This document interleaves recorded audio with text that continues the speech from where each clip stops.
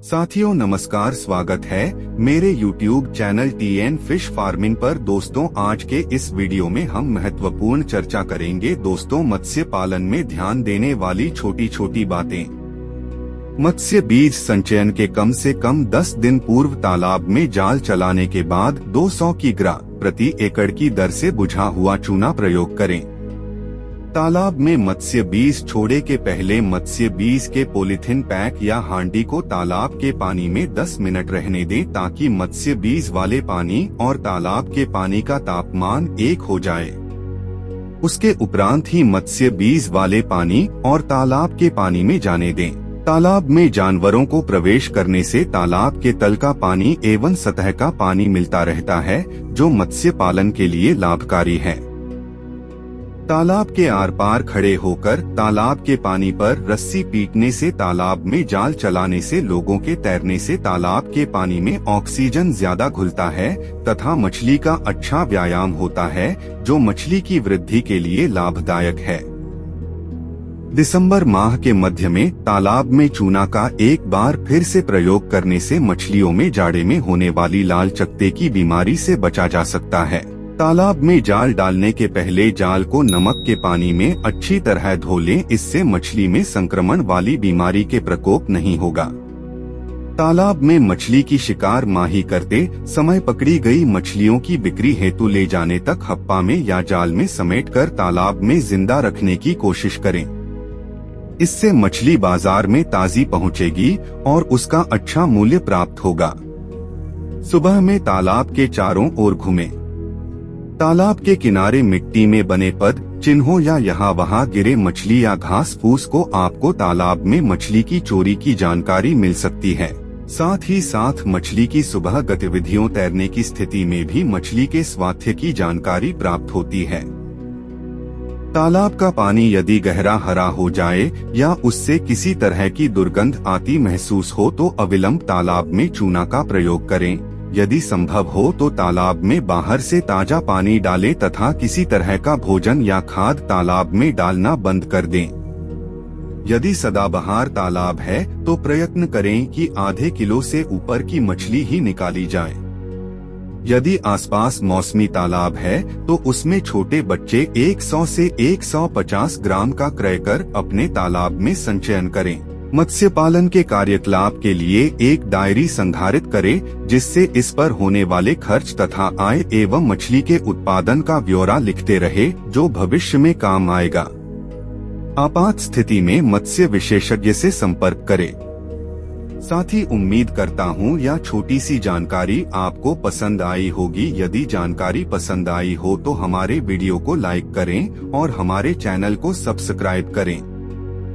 मत्स्य बीज संचयन सामान्यत तालाब में 10,000 फ्राई अथवा 5,000 फिंगरलिंग प्रति हेक्टर की दर से संचय करना चाहिए। यह अनुभव किया गया है कि इससे कम मात्रा में संचय से पानी में उपलब्ध भोजन का पूर्ण उपयोग नहीं हो पाता तथा अधिक संचय से सभी मछलियों के लिए पर्याप्त भोजन उपलब्ध नहीं होता। तालाब में उपलब्ध भोजन के समुचित उपयोग हेतु कतला सतह पर, रोहू मध्य में तथा मृगल मछली तालाब के तल में उपलब्ध भोजन ग्रहण करती है। इस प्रकार इन तीनों प्रजातियों के मछली बीज संचयन से तालाब के पानी के स्तर पर उपलब्ध भोजन का समुचित रूप से उपयोग होता है तथा इससे अधिकाधिक पैदावार प्राप्त की जा सकती है। पालने योग्य देशी प्रमुख सफर मछलियों कतला, रोहू, मृगल के अलावा कुछ विदेशी प्रजाति की मछलियां ग्रास कार्प, सिल्वर कार्प, कामन कार्प भी आजकल बहुतायत में संचय की जाने लगी है।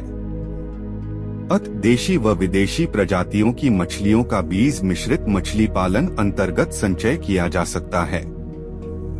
विदेशी प्रजाति की ये मछलियां देशी प्रमुख सफर मछलियों से कोई प्रतिस्पर्धा नहीं करती है।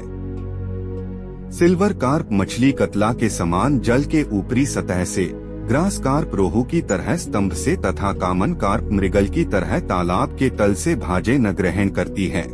इस समस्त 6 प्रजातियों के मत्स्य बीज संचयन होने पर कतला, सिल्वर कार्प, रोहू, ग्रास कार्प, मृगल तथा कामन कार्प को 20-20, 15-15, 15-15 के अनुपात में संचयन किया जाना चाहिए।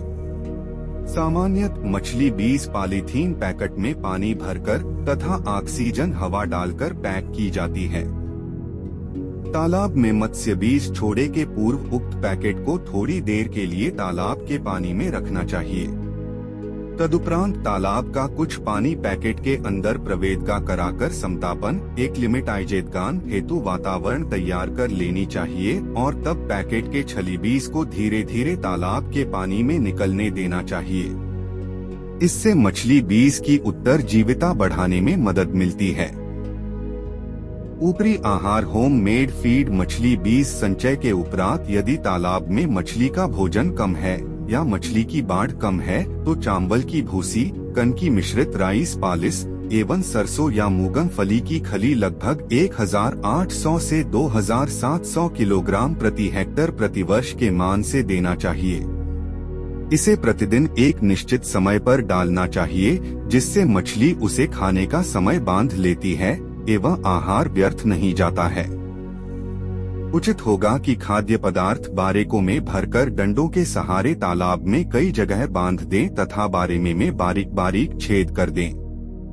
यह भी ध्यान रखना आवश्यक है कि बोरे का अधिकांश भाग पानी के अंदर डूबा रहे तथा कुछ भाग पानी के ऊपर रहे।